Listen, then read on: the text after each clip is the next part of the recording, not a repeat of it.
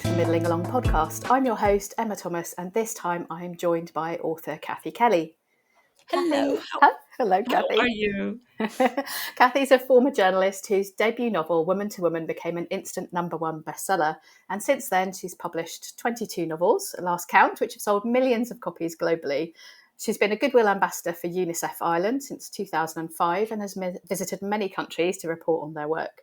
When not writing, with a small dog nestled at her back, she reads voraciously, dances around the kitchen, travels pillion on a motorbike, and has a variety of textile art projects on the go, and pretends to Marie Kondo the house. I definitely resonate with that one. She's come to talk to us about her latest novel, Sisterhood, out earlier this year, which captures really the moment when the lead character Lou decides to stop people-pleasing and decides to put herself first. Welcome along to the podcast, Cathy.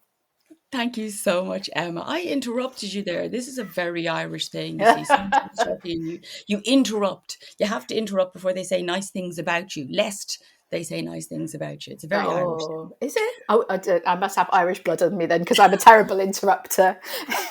I'm doing a course at the moment, a coaching course, and you know that's sort of one of the things that I have to sort of almost sit on my hands to sort of not speak when other people are speaking. And the sitting on the hands is very important because, when you use your hands to talk, I read a funny thing once where someone said that, if an alien species came down, they would think that humans speak with their hands too, which is wonderful. It's illustrating a point, which is, of course, completely lost on anyone listening to us to going on about this. But anyway. I know. I do quite often do that on the podcast and sort of air quotes or wave my hands around, and then I'm like, oh, but no one can see me because they're listening.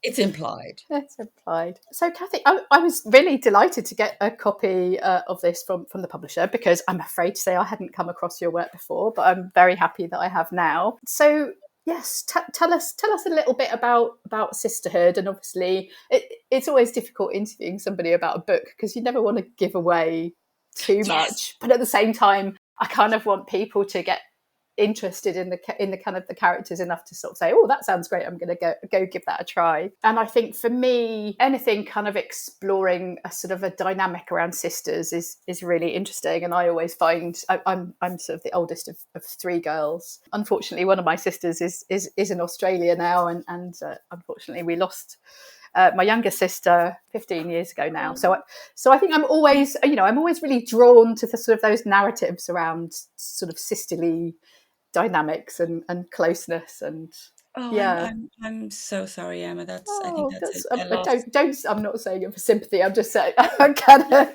just. But it's such a huge thing. I mean, I've written. I mean, this is my 23rd novel, and as you said, I started as a journalist, and I tried to write a couple of novels, but none of them were the sort of novels I wanted to read. And then I found this sort of genre that I liked, which was writing about people and families. Well, sorry, writing about people sounds like every other book, but writing about families and relationships and dynamics. And these books are quite often pushed in a sort of a women's fiction hole in the ground, which I do think is very misogynistic. And because women, we are interested quite often in the things, this is not leaving men out of the conversation, but women are very interested in relationships and families, and the families that are friends, because not everyone's family of origin is exactly going to be fabulous. So that's been my that's been my beat, so to speak. And in this particular novel, Sisterhood, I came up with this idea for this woman who she does everything for everyone. And I think we all know somebody like that, or we are someone like that who doesn't know that the word no is a full sentence. So someone says, I've noticed your leg is falling off, but could you possibly bake 76 fairy cakes from oh yes, that's fine, I can fit that in. Date, and said person is there going, okay, the house looks like a bomb landed on it, and I'm behind with work, and my mother-in-law who hates me is coming to stay, but of course I'll bake those fairy cakes for you. And it's about the sort of person who puts themselves last. And I think quite often that is a female role, depending on where you are in the family or how your family's you've grown up in a family.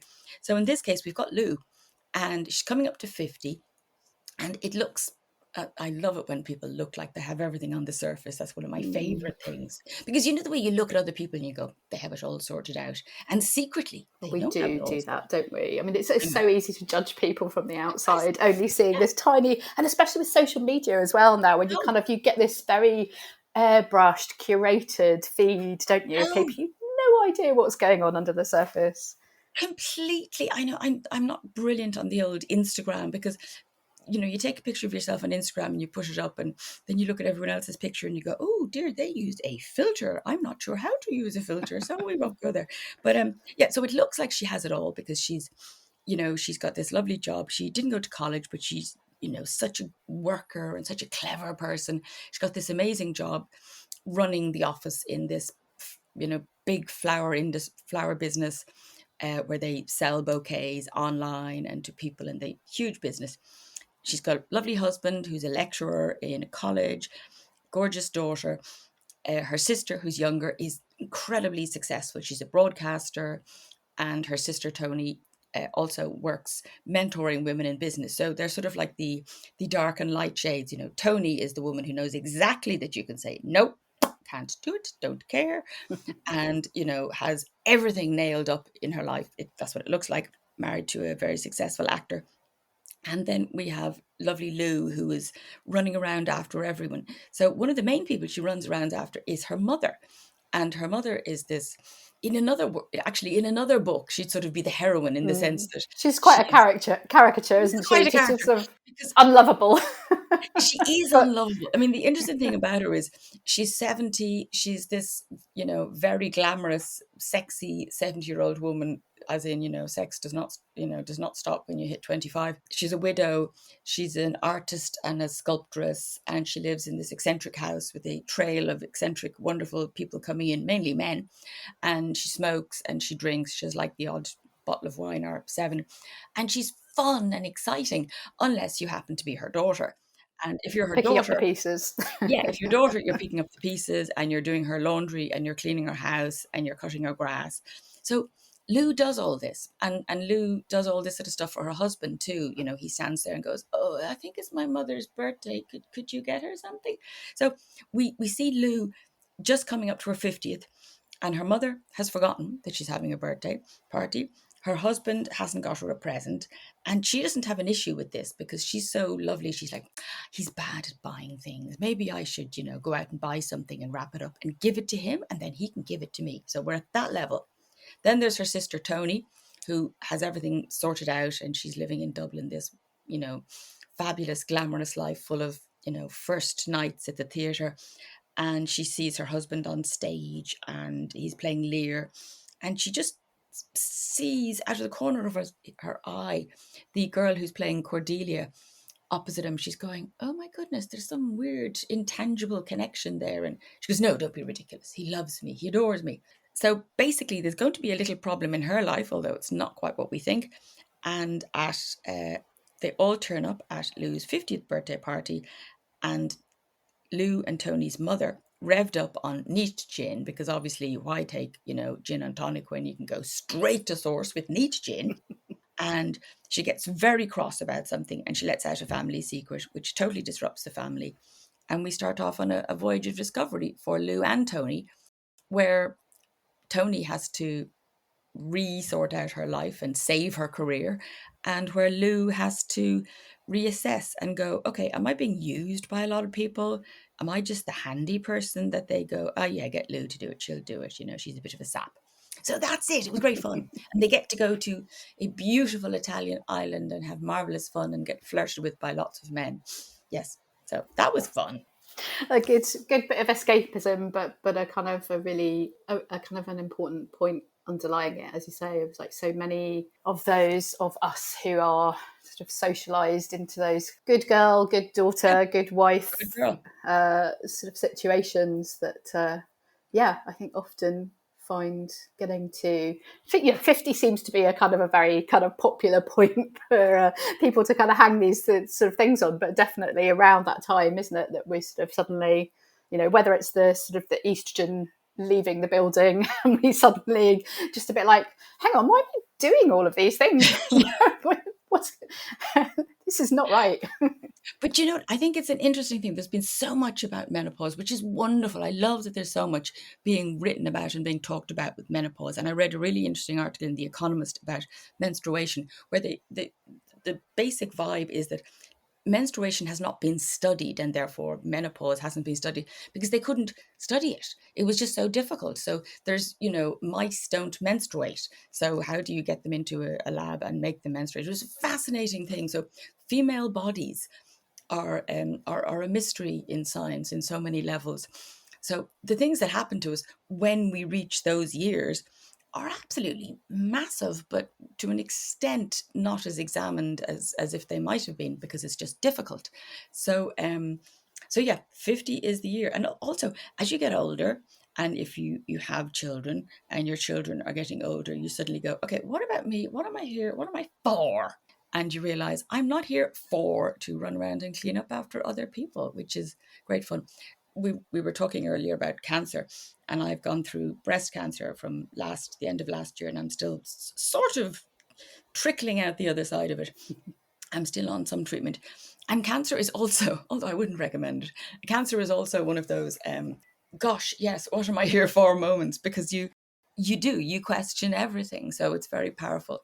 This novel was written before I had cancer, which is handy because when I had cancer, was not capable of doing anything. There were days when I didn't shower. I know that sounds dreadful, but in the chemo world, you don't necessarily do that. But sorry, back to the novel. Whether it arrives at sort of 48, 50, 52, whatever, there is that sort of sense, isn't there, of being at a halfway marker, if you're lucky. I Yes. think, was it 1 in 6 of us now will be living over 100, or possibly even more than that for the sort of children that are born today. But yes, it's sort of that point where you're looking backwards, you're looking forward, and you're kind of really thinking, okay, I don't know how much time I've got left, but what do Yes. I really want to be doing with the time that I do have? And it's not running around picking up people's pants off the floor.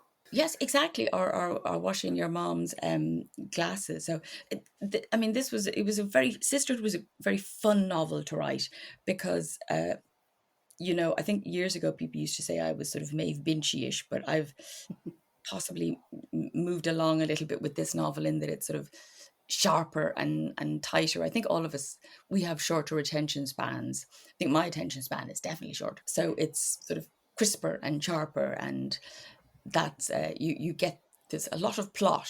Years and years ago, when I worked as a journalist, I was a film critic, and I remember when the 1998 Godzilla came out. This is the one with Matthew Broderick in it, and it was slagged for having not enough plot, and the cinema tagline was size matters, and then there were all these anti-Godzilla t-shirts that came out that said plot matters. So as I get older, I'm into more plot matters. Plot is very important. I've totally lost the question that I was going to ask then, so I'll either edit this back that out, or No, I'll this just is leave it me. in for a... This is me.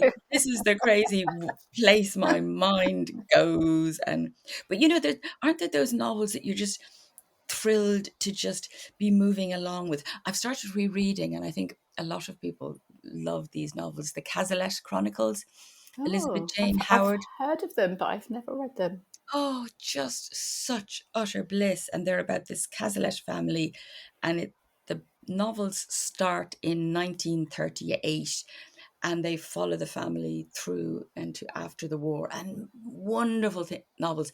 And actually lots of things happen, but it happens at such a gentle, beautiful space. There's I think there's five. Yes, there's five novels. Oh, I'm recommending them. That's my recommended read. Okay, good. Oh, Cazalet. lovely. I love a good Yes. recommend. What was I going to say? Oh, yeah, my husband always kind of is a bit poo-poos a bit sort of historical fiction, but I just love it. I think maybe one of my favourites was Needle in the Blood, Oh, I don't know that which one. I think is about set at the time of the Bayeux Tapestries. tapestry. Yes, yes. Yeah, I loved that one. That's the one that kind of really sticks in my mind. But yeah, obviously the sort of the Hilary Mantel type stuff as well. But you know what? I think, historical novels, they, they're wonderful in that you're seeing your own life reflected in this different world, and it's just so powerful. I do love all the Philippa Gregory novels. They're just so amazing. And I love Mm. I love novels that take the concept, a particular time, and then reshape it. What did I read? Oh gosh, a few years ago. Those wonderful ones, the witches ones, A Discovery of Witches. Mm. And they actually turned it into a TV series. And the woman who wrote that, whose name is going to come to me in a minute, she's an American history professor. And she wrote, so they're about witches and vampires. I know you're going to go, really? Witches and vampires? But it's done through the prism of a history professor. Fabulously done. Wonderful. Just completely marvelous. Why do we like vampires and sort of, magical novels when the world is in turmoil, I wonder? Is it because Mm. we can control the world, or the world is much more controllable through those medium? Can't remember where I was reading it the other day, but they were, talking about, I don't know if it was a Radio 4 show or something, where they were, obviously ask guests about their sort of favourite books that they've read, and it was something about the difference between the male guests. I think, such a tiny, tiny proportion of them had kind of mentioned books by female authors, but for the female guests, it was very much a sort of Yeah, much more of an even yeah. split. Why do you think it is that sort of people seem to have this sort of almost sort of snobbiness sometimes about the kind of genre that you're sort of sitting in, the Marianne Keys, that kind of stuff? Do you know, for years, so when I started writing, the word du jour was chick lit. So Hmm. everyone called these novels chick lit. And at the time, I was just so excited to be published. Now, this was back in 1997, I was first published. So I was so delirious. I was like, you can call me anything you want as long as I'm published. And and then as I got older, I began to think, okay, hold on a minute here now. This is actually savagely misogynistic. And in the modern world where people are cancelled, I do not approve of cancel culture. I think it's sort of, it's just such a rush to judgment, and people's lives can be destroyed, and it's just very sad, I think. But in a world where you can't say, I don't know, I don't mean hate speech, but whereas, you can't turn around and go, well, this book is no good because it's written by an Irish person. Okay, so you can't say that. That is therefore, you are basically maligning all Irish people. But you can say that about a particular type of book written by women. So you can say books that are written by women for women about women's lives, they're bad. And I suddenly go, well, why? Who said that now? Who said that? Would that have been possibly a man who didn't like the concept? So, so I've rather started my own little internal campaign or external campaign to say, actually, no. So the next time somebody, and lately I've been doing this, asks me about this, I go, that's misogyny. Are you willing to stand up for that and continue to stand up for that? Because there are lots of different sorts of books, and women will read books by men. Hugely, we'll say an awful lot of the crime thrillers written by men and women are read by women, Hmm. and that is an acceptable genre of reading. And I love those books myself, really. But books written by women for women about the things that quite often interest us, about understanding the nuance of relationship, which is really it's a very important thing for What's the for glue that us. holds Yes, our families, our workplaces, our yeah, exactly. relationships But together? that's not seen as important. So Mm. yeah, I shall be coming out waving my pointy pencil, going, no, that is not good enough. Good. I heartily approve. I mean, for those, to use that awful term, chick lit, for those of us who sort of grew up Yeah. on that as a genre, do you think now that it's almost like there's a sort of that the books have grown with us, and there's now this sort of focus on kind of midlife heroines, the sort of, the 50 plus women who, like Lou, are kind Yeah. of, yeah, rediscovering, reinventing themselves and what it means to be a woman of, a certain age. No, absolutely, because it's like, women in Hollywood. I mean, it's like you couldn't be a certain age. So there's the chick lit authors of the we shouldn't even use that dreadful word, but we'll say 20 years ago, have grown up and matured. So they're like myself, and they're now writing about, oh, I'm in my 50s. Stuff is happening. Let's write about that new stuff. But there are new women writers who are in their 20s and 30s who are writing about the arena in which they find themselves. And, the things that people find so difficult in life, finding a partner, being less alone, feeling like they belong, they're being covered in. It's like that in so many novels. It's like that lovely writer, Emily Henry, these marvelous, Yes, she's great. marvelous, wonderful, funny books. And because things are funny and we'll say you can read them quickly, that does not mean they are easy to write. And they're wonderful, life affirming books, and they deal with the things that young women and men are going through, which is trying to find connection in this world. So that's incredibly powerful. So I'm standing here waving the flag for connection. So there's all these different eras. You can see people moving at different paces, and so I'm not probably going to write a book about someone in their 20s, or if I am, it'll have to be historical, by which I mean they'll have to be in their 20s in the 1980s, because that's the last time I was in my 20s. But Yeah. Well, that yeah, was but a very different time to be a 20 something, wasn't it? Pre mobile phones, pre nobody. internet, pre social media. Oh my God. Nobody could take a picture of you doing something really, really stupid, or going out wearing, you're not going out wearing that. Yes, we all went out wearing that. Rah-rah skirts. Do you remember Oh rah-rah skirts? Oh, yes. I know. I mean, I And the shouldn't wear shoes with that. the little cutouts, the little Oh, turquoise leather with little triangle cutouts. yeah, I yeah. You still see, remember them. we were fab. I mean, Mm. I wore a rah-rah skirt with fishnet tights. Don't turn off now, please, readers, listeners. Um, and a top to a disco once. Do you know? I'm also quite short, so all the gentlemen of lesser stature came to in my direction, because my name is Cathy. A few of them would say things like, which shows that they read, I'm Heathcliff, but possibly just because they were doing Wuthering Heights for their exams. I don't know whether they were normal readers of the Wuthering Heights genre. So, Cathy, what are you working on now? Well, I'm working a bit slowly. I have slow weeks and fast weeks on my 24th novel, which is cunningly called 24. At some point, a name occurs to me, like, oh my God, that's a great name. So it's, at the moment, I'm at the point where I'm changing everyone's names all the time. And I always say to people who want to write, the hardest bit, I think, is the getting started, because the first third of the book is the slowest. And once you've got the first third done and you know who your characters are and you know where you're going, you can whiz along and it becomes so much fun. But up until that first third is like pushing glue uphill. Doing that, I'm still doing the odd thing for Sisterhood, which is, thank you to everyone who bought it. It's done so terribly well, and it's completely lovely. And HarperCollins have been amazing.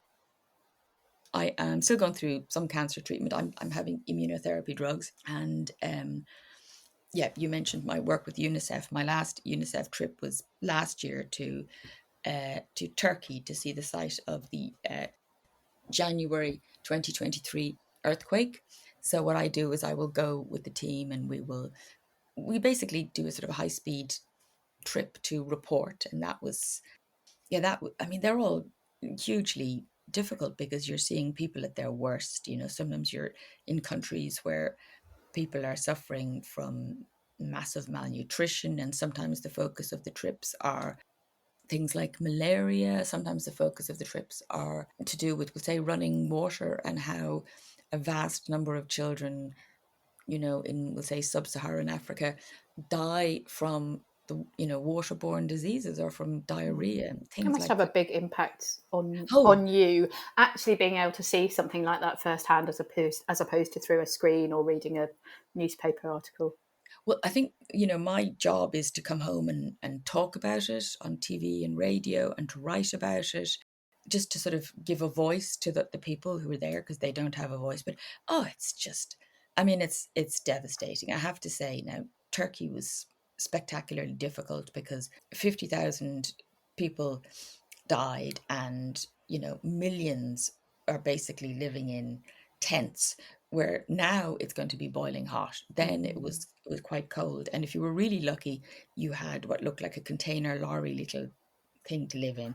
If you were really unlucky, you had this tiny tent, and you'd get a family of 5 living in this, one-roomed tent with a bit at the front that would have a little stove, and no loo facilities, so they'd have to trek to go to the bathroom. And so UNICEF had set up little schools, and the little children, you see them in schools, and they're happy in their little place. But there were kids that were, we'll say, at A level, and they were in a school, and they were doing one school we went into. I mean, obviously all tents, one classroom, and it was the STEM, science, technology, maths group, and boys and girls, sort of about 17. And I was talking to them through an interpreter, and I have twins. My own sons had gone just beyond that phase, and they're both in uni. But these kids, so many of their friends had died, so they're in a class with other people, and they're wondering, are they ever going to get to university, because they're living quite remote, in quite a remote area. The universities around them are destroyed. So it's just, they have no hope. It's devastating. And the problem with that sort of work is that when the news cycle moves on, the caravan moves on, and then I was going to say, it's in the news for such a short window of time, and then we're on to the next we're on to the next thing. horrendous. I know. And now, for example, we've got Gaza, we've got Sudan, we've got Yemen, we've got Haiti. It's like the world is in flux so much of the time. So I have to say I am very passionate about that work. And now I'm working with 2 cancer charities as well. I like to think if you have any sort of a public voice, you have to give stuff, back, and talk, and write, and do whatever you can. So that's what I'm doing now. And and I'm still the Marie Kondoing the house. That's gone nowhere, really, I have to say. I think that's fair enough. If you've been going through cancer treatment, you're allowed to have a sub kind of par on the organised and messy front. I know, but you walk into a room and you go, there's a lot of stuff here. Do you know, why do we have all this stuff? Oh my God. And I'll end on this. In the middle, I was on my 4th chemo session, and the chemo was very hard. And I was lying down on the couch in the living room going, I feel dreadful. And I could hear this trickling noise, and I realised there was water leaking from the roof. So I must have the only synchronized mice in the world. So basically, like synchronized swimmers, a load of mice came into my house and did a synchronized nibbling. It is actually funny. A synchronized nibbling of the hot water pipes, or the central heating pipes, so that almost like in a movie where you need some triumphant music, parts of water began to dribble down in about 7 different rooms in the house. And I was going, oh dear, this is not good. So do you know what? You have to laugh.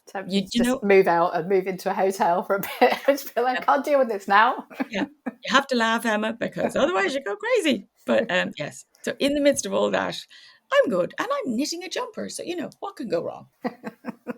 Fabulous. Oh, Cathy, thank you so much for coming to talk to us. Sisterhood, is it out now in paperback? I've got an advance copy, I think, from the publishers, haven't I? It's out now in hardback and trade paperback, and it is out. It is occasionally out on the Kindle on special offers, so keep an eye out for that. Well, it is out on Kindle, obviously, but sometimes they do those 99p things, which are super duper. So it's out in paperback, I think, in February, round about possibly the time I will be delivering. Well, I will have delivered a new book, number 24. I'm so impressed. I can't even countenance getting my shit together enough to write one book. So hats off to you for. Oh, look, you know what? It surprises me too. I just go, how did that happen? But any would-be writers out there, just bum on seat, keep plugging away. I think that seems to be the general thing, doesn't it? You've just got to do. I know. Keep at it. But if you don't give up. a book is really scary. A friend of mine has just started their first book, and I keep saying, don't think of the whole book, because you'll just go out there and crash into a wall. Just think of, today I'm going to write 400 words, and that's it, every day. That's my theory. Do a little bit. Sometimes those words won't be great and you might scrap them, but the next day they might be amazing. Quite often those words will be really, really bad, and that's my experience. But that's what the delete button is for. Cathy, well, I look forward to having a comb through your back catalogue and to number 24. And thank you so much for your time. It's been an absolute joy. Thank you so much, Emma. You're an angel. You've been listening to the Middling Along podcast. Do remember to subscribe to be notified when our next episode is live. And why not visit the blog at www.middlingalong.com to sign up to my newsletter as well. I do hope you enjoyed listening today. If you did, I'd be really grateful if you would consider leaving a short review, as that helps people find the podcast and helps get it noticed. Hope you can join us next time. Goodbye for now.